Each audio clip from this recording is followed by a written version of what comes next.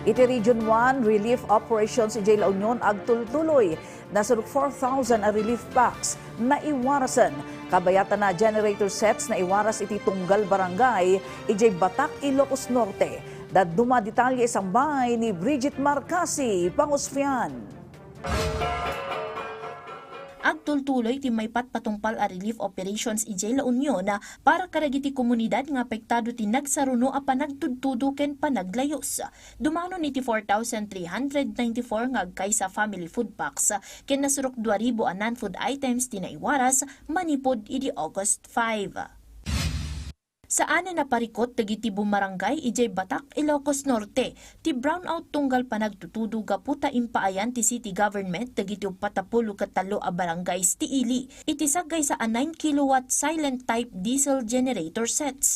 Naiyunay-unay anaiwaras dagiti generator sets tapno adda ti maaramat dagiti umili tunggal mapasaran ti brownout nang runa tunggal kabayatan dagiti kalamidad.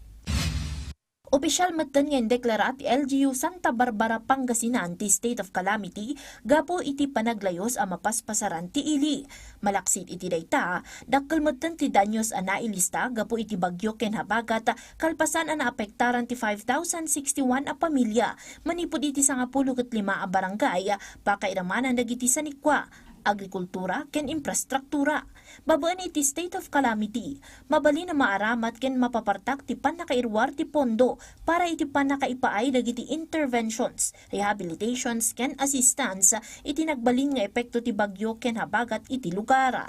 Ti Santa Barbara ti may 3 a munisipyo ti Pangasinan anang ideklara ti state of calamity, sumarsaruno iti Mangaldan ken Dagupan City. Tapno makatulong kadagiti LGUs a nakaroan apektaran ti bagyo ken habagat nang ipaay ti Office of Civil Defense Region 1 ti augmentation iti non-food items ijay La Union ken Pangasinan. Karaman kadagiti impaay dat in 5,000 a bottled water. Nasurok 1,700 a family hygiene kits, nasurok 9,000 a shelter repair kits, 180 a family packs ken 750 a sleeping kits.